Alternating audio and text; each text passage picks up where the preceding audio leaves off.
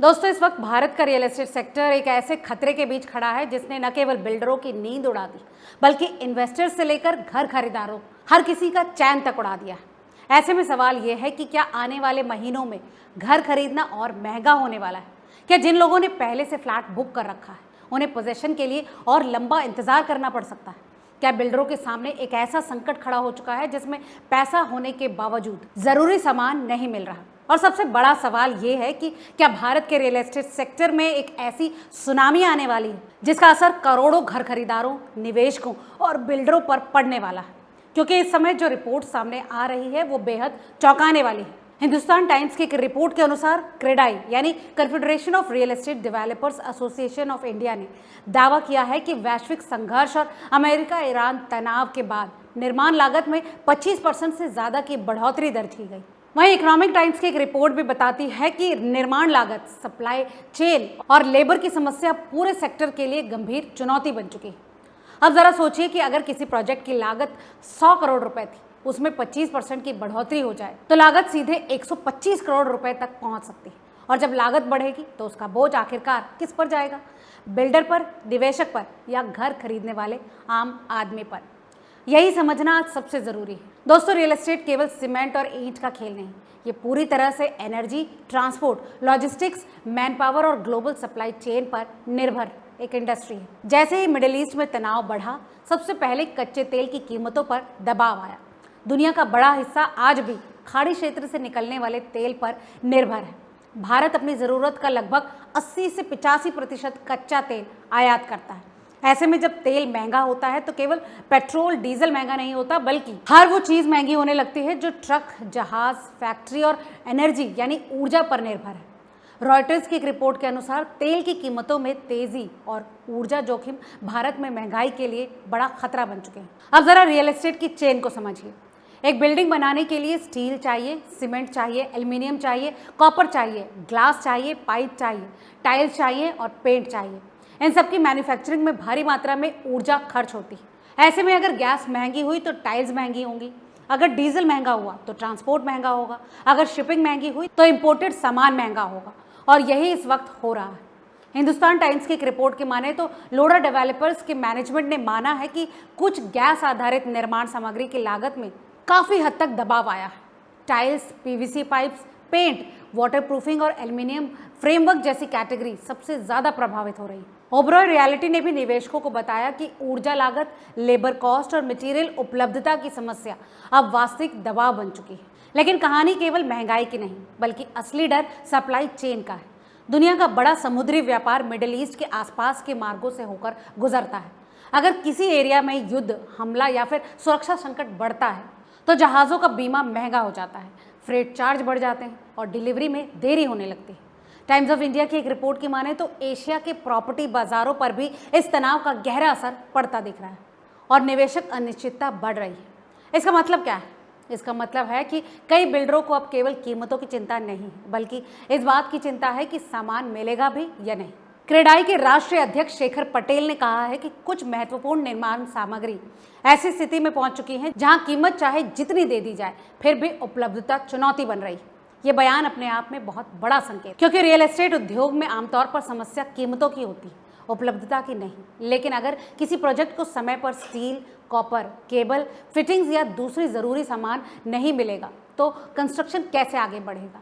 और यही वजह है कि कई डेवलपर्स अब वैकल्पिक सप्लायर्स की तलाश कर रहे हैं। घरेलू सोर्सेज से खरीद बढ़ाई जा रही है। वहीं कुछ कंपनियां आज अपने कंस्ट्रक्शन शेड्यूल को भी बदल रही हैं ताकि जिन हिस्सों में सामग्री उपलब्ध है वहां काम जारी रखा जा सके। लेकिन इसके बावजूद दबाव लगातार बढ़ रहा है। दोस्तों, बिजनेस स्टैंडर्ड में प्रकाशित JLL इंडिया की एक रिपोर्ट के अनुसार 2026 में निर्माण लागत में 3 से 5% तक एक्स्ट्रा वृद्धि का अनुमान लगाया गया। लेकिन अब वैश्विक तनाव के चलते ये दबाव और ज़्यादा गंभीर दिख रहा है। कई एक्सपर्ट्स का मानना है कि वास्तविक असर अगले कुछ महीनों में और ज़्यादा स्पष्ट होगा, क्योंकि ज़्यादातर कंपनियों के पास सीमित अवधि का इन्वेंट्री बफर होता है। जब पुराना स्टॉक खत्म होगा और नया महंगा स्टॉक आएगा, तब लागत का पूरा असर सामने दिखाई देगा। इकोनॉमिक टाइम्स की रिपोर्ट भी बताती है कि एल्युमिनियम, ग्लास, एनर्जी और लेबर लागत में बढ़ोतरी ने डेवलपर्स की चिंताएं अब बढ़ा दी। कुछ एरियाज में तो स्थिति और गंभीर दिखाई दे रही है। टाइम्स ऑफ इंडिया की एक रिपोर्ट की माने तो कुछ शहरों में कंस्ट्रक्शन मटेरियल की कीमतों में 20 से 70% तक की वृद्धि देखी गई। कॉपर जैसे मेटल्स में तेज उछाल दर्ज हुआ, जबकि आरसीसी और दूसरे मटेरियल सामग्रियों की लागत भी काफ़ी बढ़ी।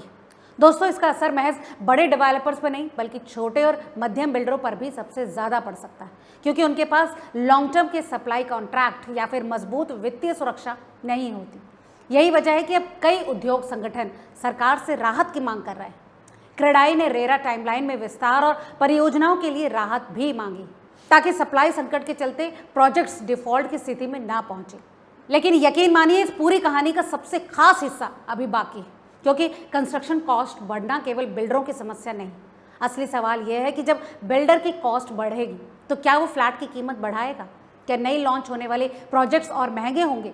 क्या मिडिल क्लास के लिए घर खरीदना और मुश्किल होने वाला है? क्या जिन लोगों ने पहले से बुकिंग कर रखी उनके प्रोजेक्ट्स में देरी होने वाली है?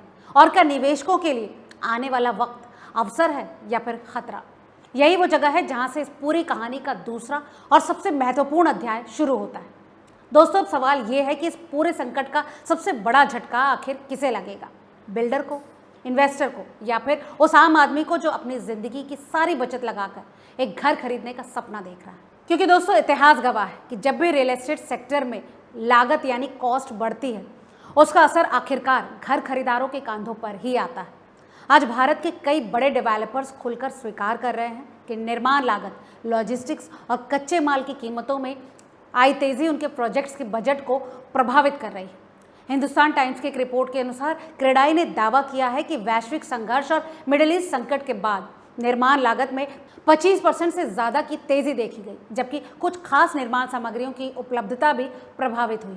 अब जरा सोचिए, किसी डेवलपर के प्रोजेक्ट लागत 500 करोड़ रुपए थी और लागत 20 से 25% तक बढ़ जाती है, तो एक्स्ट्रा 100 से 125 करोड़ रुपए का बोझ पैदा होता है।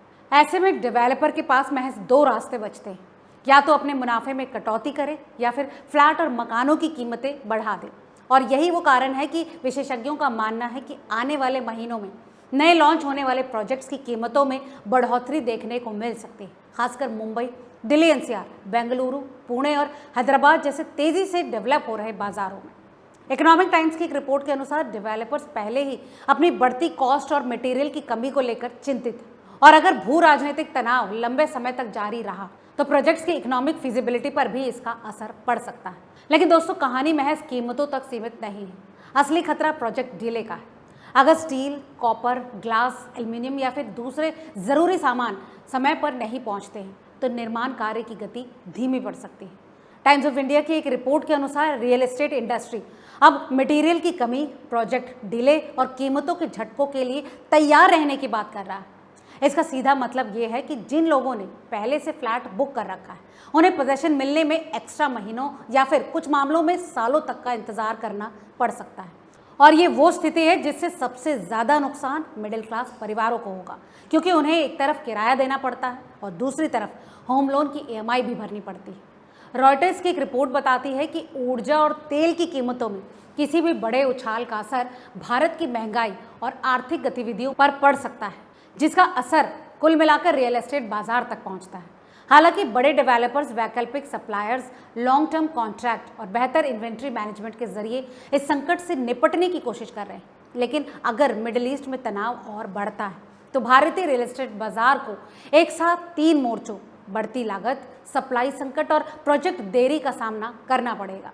यानी आने वाले महीनों में ये तय होगा कि भारत में घर खरीदना और महंगा होगा या फिर बाजार किसी नए संतुलन की ओर बढ़ेगा। लेकिन दोस्तों, इतना तो तय है कि हजारों किलोमीटर दूर छिड़ा ये संघर्ष अब भारत के प्रॉपर्टी बाजार के दरवाजों तक पहुंच चुका है। इस बारे में आपको क्या लगता है? हमें कमेंट करके अपनी राय ज़रूर बताएं। आज के इस विश्लेषण में फिलहाल इतना ही। वीडियो पसंद आया हो तो इसे लाइक और शेयर करें, और इस तरह के तमाम डीप एनालिसिस वीडियोज़ के लिए रिपोर्टर जी चैनल को तुरंत फॉलो और सब्सक्राइब कर लें।